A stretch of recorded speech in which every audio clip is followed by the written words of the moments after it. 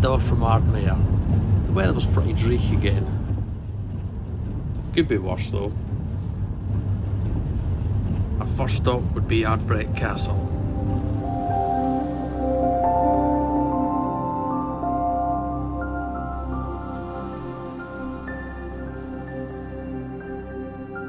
Situated on the shores of Loch Assynt, the castle dates back to the late 15th century.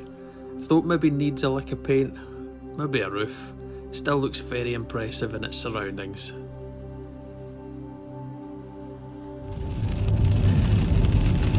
We headed back on the road, stopping just briefly at Loch Inver to pick up a Loch Inver pie. It wasn't long before we were heading over the Kylesque Bridge. Inside the weather wasn't the best to take pictures, so we just kept on the route. Wednesday was not a day for being outside. We were fortunate to get a break in the weather at Ardbreck Castle though. Anyway, enough moaning about the weather. We pushed on with the rest of the journey. The final destination of the day was Kyle of Tongue. Kyle of Tongue features an impressive causeway built in 1971. And it took about 14 months to build. Finally we had reached our destination, the Kyle of Tongue Hostel, just in time for beer o'clock.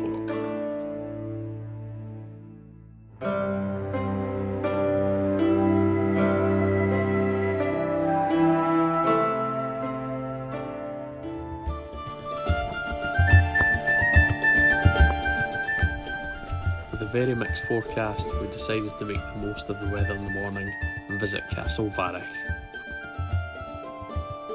You can walk to the castle from Tongue Town Centre in about half an hour. It's a nice wee walk with some great views, though it can be a bit windy at times. Voted Scotland's 114th best castle. I might have made that up. Castle Varich could house one man, 3 sheep, a goat, and maybe a small cat. But you wouldn't be able to swing that cat. What Castle Varich lacks in its size and made up ranking more than makes up with its stunning views. Before long we were on the road again. The weather wasn't great, though at least it was good to get outside earlier whilst the weather was dry. There wouldn't be too many stops today. The plan originally was to do Monroe, though we decided to give that a swerve. Onward to Melvick.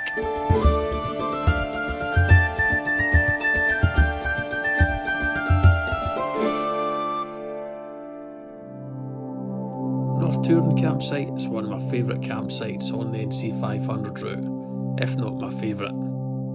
Melvick is a beautiful area and has a nice beach there also.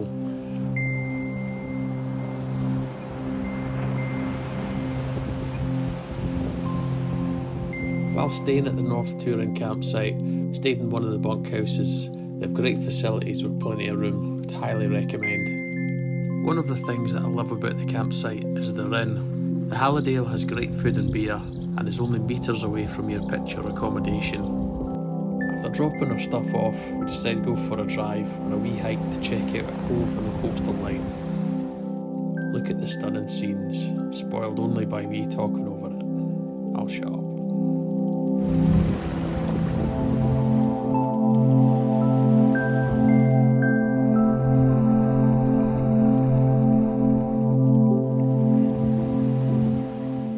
Headed back to the Hallidale Inn and finished the day off with a couple of beers, for a change.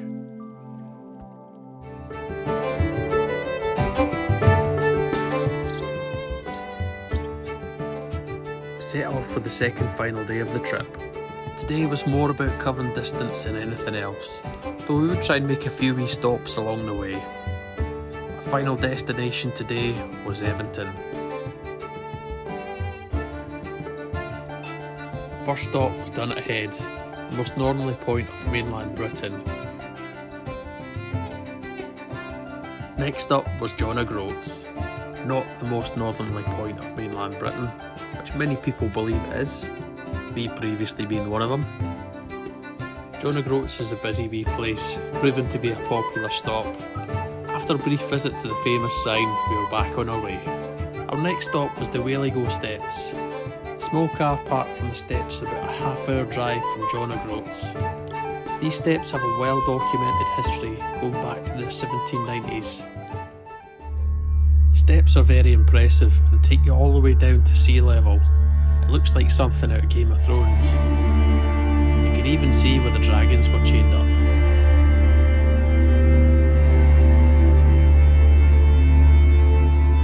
So we headed back on the road for our last journey of the day, onward to Edmonton, where we were in danger of missing our check-in time.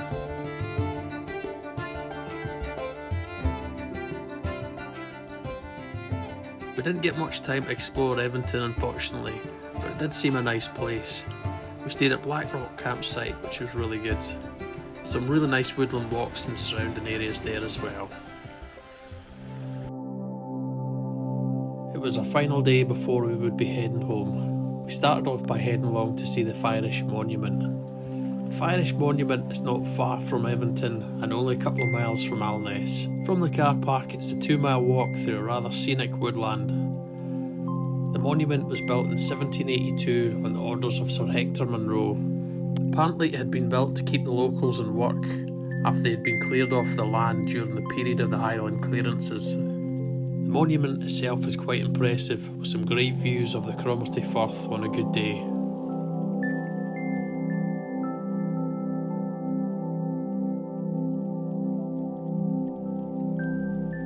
Speaking of Cromarty, we thought we'd take a wee detour on the way back down the road.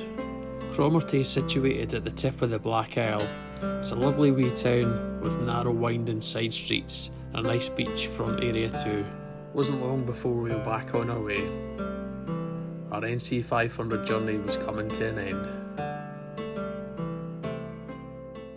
Overall, we were on the north coast for 7 days. Could easily have spent a further 4 weeks on the route, if not longer. Weather isn't always great and you can't rely on it being dry, but we've got a number of breaks in the weather, so even when it's raining it's still stunning. It's a trip I would definitely recommend and will look to return one day.